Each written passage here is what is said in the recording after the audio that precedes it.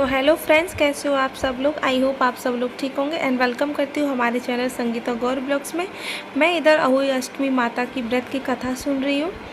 तो इधर मेरी माता जी मुझे व्रत की कथा सुना रही है। ये संतान की प्राप्ति के लिए व्रत किया जाता है और जिनकी संतान है उनकी दीर्घायु के लिए ये व्रत किया जाता है। अभी कहानी सुनने के बाद जो चावल के दाने हैं मैं पल्लू के एक साइड में बांध लूँगी, फिर इसको हम शाम को यूज़ करेंगे। अभी मैं कहानी सुनने के बाद सूर्य देवता को अर्घ देती हूँ। उनसे कामना करते हैं कि हमारे बच्चों की दीर्घायु करें, उनको स्वस्थ रखें और हेल्दी रखें। फिर इधर जब तारे वगैरह निकल जाते हैं हम उस टाइम पे ये पूजा स्टार्ट करते हैं। सबको हल्दी का तिलक लगाते हैं, आरती वगैरह करते हैं। तो इधर सबको हल्दी वगैरह लगा देते हैं और अपने बच्चों को अपने पास ही बिठा के रखते हैं। लेकिन मेरे बच्चे मेरे पास रुक ही नहीं रहते, तो किसी के बच्चे नहीं रुक सकते हैं। और फिर इधर जो माता रानी का सबसे मेन भोग होता है वो लगाया जाता है बतासे और जो मालपुए होते हैं उनका। तो मैं इधर अपने बच्चों को हल्दी का तिलक लगा रही हूँ। फिर मेरे बच्चे हल्दी का तिलक लगा के उठ के अपने खेलने में ही मस्त मगन थे। ज़बरदस्ती उनको बिठाया जा रहा था पूजा के लिए। फिर उसके बाद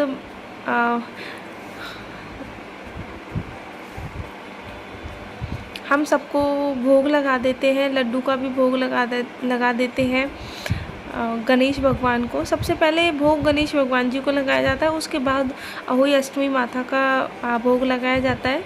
जो इस कैलेंडर में कथा है वही कथा गाई जाती है शाम को भी, और गणेश भगवान की आरती होती है। फिर माता पार्वती की भी आरती होती है। तो मेरे बच्चों ने मुझे गिफ्ट में आज चॉकलेट दिया था, और चॉकलेट तो दिया था 2 मिनट के बाद मेरी बेटी मेरे हाथ से लेके चली गई। फिर उसके बाद पता ही नहीं चला कि वो चॉकलेट कहाँ गई।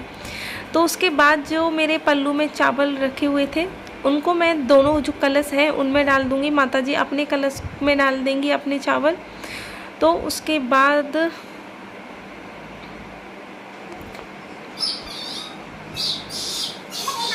मैं माता रानी पे फूल चढ़ाती हूँ।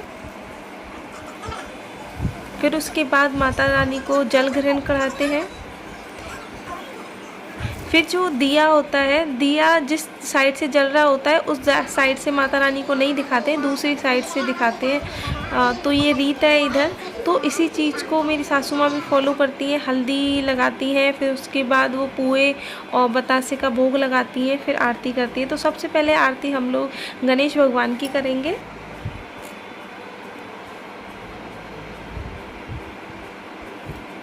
तो इधर माता जी गणेश भगवान की आरती कर रही हैं और अभी स्टार्ट हो चुकी है माता पार्वती जी की आरती।